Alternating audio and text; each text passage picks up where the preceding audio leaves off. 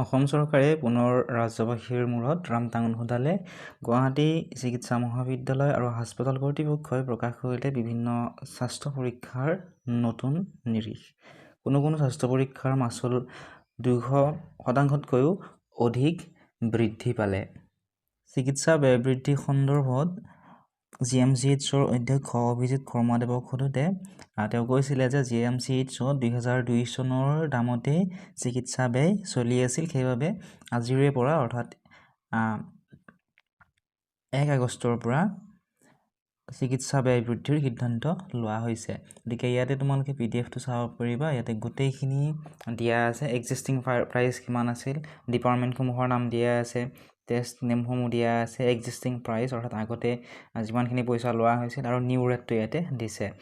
যেনে প্ৰথমতে চোৱা, ডিপাৰ্টমেণ্ট দিয়া আছে general, test name, bed charge per day, existing price আছিল 10 ৰুপিজ, কিন্তু এতিয়া নিউ ৰেট হৈ গ'ল 20 ৰুপিজ। ঠিক তেনেদৰে ৰেজিষ্ট্ৰেশ্যন ফিজ আছিল আগতে 10 টকা, এতিয়া হৈ গ'ল 20 টকা। বায়'কেমিষ্ট্ৰি টেষ্ট 24 আৱাৰ ইউৰিন প্ৰটিনৰ এক্সিষ্টিং প্ৰাইচ আছিলে 75 ৰুপিজ, এতিয়া হৈ গ'ল 150 ৰুপিজ। এনেকুৱা ধৰণে তোমালোকে PDFটো চাব পাৰিবা। ইয়াত সকলোকেইটা টেষ্টৰে এক্সিষ্টিং ৰেট আৰু নিউ ৰেট দি থোৱা আছে। আৰু ইয়াৰে যদিহে সম্পূৰ্ণ PDFটো তোমালোকক লাগে, তোমালোকে এটা কাম কৰিবা, ডেছক্ৰিপশ্যনত দিয়া লিংকসমূহত ক্লিক কৰি আমাৰ ফেচবুক পেজ বা হোৱাটছআপ চেনেল, টেলিগ্ৰাম চেনেল আদিসমূহত ফ'ল' কৰি ল'বা।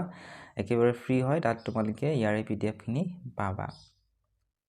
আৰু তোমালোকৰ বন্ধু বান্ধৱীৰ লগতো ভিডিঅ'টো শ্বেয়াৰ কৰি দিবলৈ নাপাহৰিব, কাৰণ GMCHত যোৱাৰ আগতে এইখিনি কথা জনাটো অতি প্ৰয়োজনীয়। বহুতে আগতে গৈছিলে, পইচা কম হ'ব বুলি ভাবি বহুতে কমকৈ পইচা লৈ যোৱাৰ ফলত টেষ্টসমূহ কৰিব নোৱাৰিবও পাৰে। গতিকে PDFটো আপোনালোকে শ্বেয়াৰ কৰি দিবলৈ নাপাহৰিব।